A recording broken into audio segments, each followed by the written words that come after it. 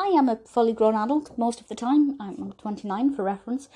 But I have a penchant for children's films because quite often when I'm doing something, on the laptop, I don't want to listen to music, but I want to watch something, but I don't want to watch something that I need to actually pay full attention to. And by chance, I discovered the existence of Care Bear's Journey to Joke-A-Lot, the 2004 film directed by Mike Fallows. And the reason I decided that this would be a good one to watch is because it occurred to me that I'd never seen a Care Bears film. I didn't really know what it would be like. I kind of, from the images, felt like it would be a cross between Jellykins and My Little Pony. And actually, having seen it, I can kind of say that that's quite an accurate assessment. But I thought I'd give it a watch. It's an hour and 20 minutes. And having watched it, I can say that although I'm not the target audience, it was really pleasant. And, if I ever had kids or if I was watching a child, I'd very happily show them this. So, the description from IMDb is one sentence. It doesn't give anything away. I will talk a little bit around this, but I won't give any spoilers. And this says, Funshine Bear travels to Joke-A-Lot, where the people there crown him king.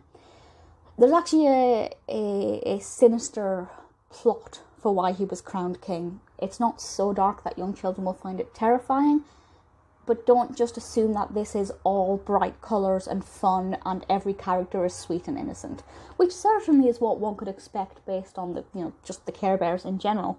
But for the most part, it's quite tame, quite easy to watch, quite safe. So the narrative first, then I'll get into the animation style, which is the main thing that I want to gush about, I guess. But Funshine Bear is, and I have to say, I don't know anything about their personalities, so I'm just going to assume that this is what their personality is like every time we meet this character in books or toys. But Funshine Bear likes to joke. He likes to have a laugh. But one of the other Care Bears is feeling, a little bit upset because people made fun of his invention. And Funshine Bear tried to make a joke to make him feel better. It backfired. He felt like nobody was taking this problem seriously, and Funshine Bear decided to ostensibly run away, and he ends up going on this little, almost like roller coaster ride to this Joke-A-Lot village, town, whatever you want to call it.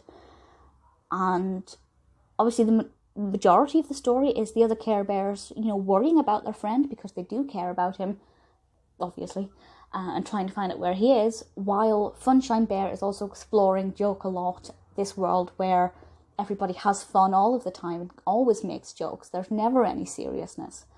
And, to begin with, that's obviously a fantastic concept for Funshine Bear because he loves having fun. But the moral of the story here, and I won't tell you how the narrative develops to get to this, but I will tell you the moral.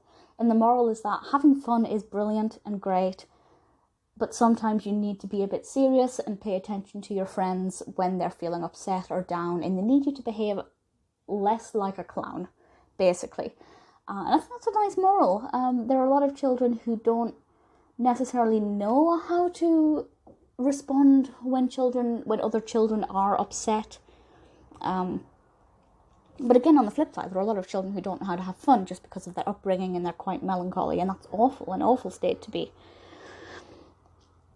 But I think it's a nice, sweet message that's, all about friendship and paying attention to how your friends feel and how they perceive your behaviours. And I think that that's something that can apply, quite frankly, to adults as well. In fact, maybe more so to adults, because children are quite sensitive to other people's feelings a lot of the time. Adults, we're wrapped in our own worlds a lot of the time. So the narrative, liked it. I didn't know how it would sustain itself for an hour and 20 minutes, but it did. I think it did a good job. I can't really complain about that. Now, the animation style is beautiful. I really like the animation quality. I love the candy colours. Everything's really pretty. Everything's well designed. There's a lot of background detail. I feel like I'm living in a rainbow or a cloud or a rainbow cloud or a ball of candy floss. It's adorable and kind of made me want to buy a Care Bear. I'm not going to buy a Care Bear, but it did make me want one. So hats off to, merchandising and whatever money was made from this. This is actually the first CGI film. And actually, it doesn't feel CGI. Like, on the one hand, it kind of does, but at the same time, it doesn't. And I don't know if that makes sense. I'm sure if you even just Google the film and look at some images, you'll see what I mean. Ultimately, I had quite good fun watching this. I paid more attention to it than I expected I was going to. The music is great. I loved the music. And the animation style is what kept me kind of the most engaged. But the narrative itself was sweet, and I was kind of curious to see what would happen with Funshine Bear. If you're a fan of the Care Bears and you haven't seen this, definitely watch it. If you are wanting to regress to your childhood, as I often do, this is definitely a good one to do that with. It's bright, it's colourful, it's meaningful, and as my first Care Bears film, I'm pretty pleased with it.